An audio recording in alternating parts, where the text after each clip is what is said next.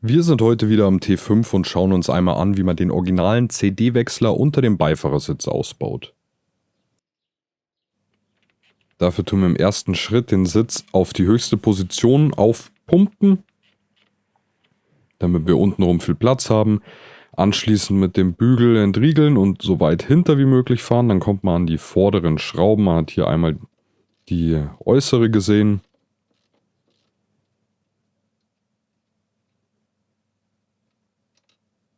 So, die erste Mutter ist unten. Dann die zweite, die quasi zum Fahrer hin ist. Dann den Sitz wieder auf die vorderste Position fahren und einmal hinter dem Sitz schauen. Hier haben wir Vielzahnschrauben. Das ist quasi eher ein bisschen spezielleres Werkzeug. Hier habt ihr einmal gesehen, welche Größe man braucht. Ist auch noch in der Beschreibung verlinkt. Könnt ihr gerne reinschauen. Ist in den meisten Standardwerkzeugkästen nicht dabei. Erste Schraube draußen, dann die zweite. Genau, gerne auch einmal auf unseren Kanal vorbeischauen oder abonnieren. Wir haben eine sehr umfangreiche Playlist mittlerweile zum T5, zum Passat, auch zum Golf 4, vereinzelte Videos mit den ganzen gängigsten Ausbau- und Reparaturanleitungen. So, jetzt können wir den Sitz einmal hochklappen. Jetzt sehen wir hier unten den gelben Airbag-Stecker. Den einmal entriegeln.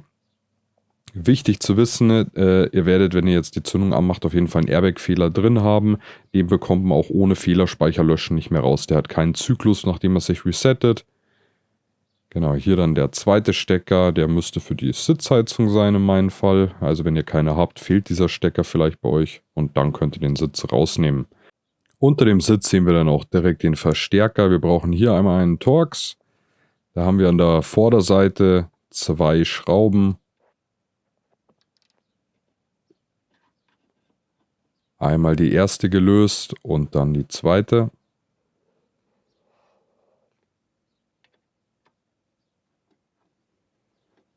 Auf der Rückseite vom Verstärker, das sehen wir jetzt, ist keine Schraube, da ist nur so ein Blech, wo der Verstärker drunter geschoben wird. Das heißt, den können wir auch einmal rausziehen nach vorne.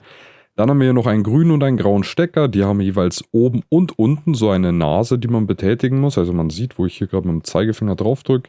Das geht teilweise auch ziemlich streng. Man muss halt quasi eigentlich mit beiden Händen oben und unten entriegeln und rausziehen.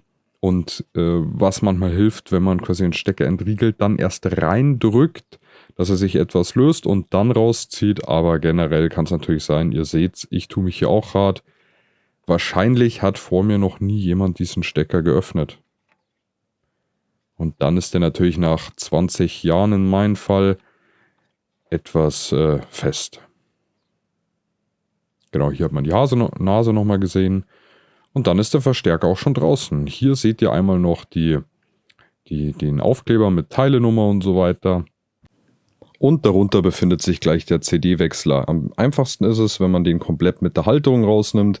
Hier brauchen wir einen Torx, gibt es verschiedene Namen dafür, einen Security-Torx, einen TR-Torx. Das heißt, der hat in der Mitte eine Aussparung, Link dazu auch in der Beschreibung. Die Größe ist 27. Hier haben wir schon an der Seite zum Fahrer hin die erste Schraube draußen. Jetzt machen wir die zweite Schraube raus. Dasselbe dann nochmal an der Fahrzeugaußenseite. Ebenfalls 2 Schrauben mit Torx Größe 27. Dann müssen wir hier noch diesen Clip rausmachen, der den Leitungsstrang am Halter befestigt. Ich nehme dafür, wie man gesehen hat, immer eine Zange. Dann kann man hier den Halter unten ausfädeln. Sieht darunter auch schon hier den CD-Wechsler und hat dann noch einen einzigen Stecker, den man lösen muss. Der hat hier links und rechts eine Nase, die muss man einfach nur drücken und dann kann man den rausziehen oder auseinanderziehen. Genau, hier haben wir den CD-Wechsler. Einmal mit Nummer etc. Ansonsten bis zum nächsten Video.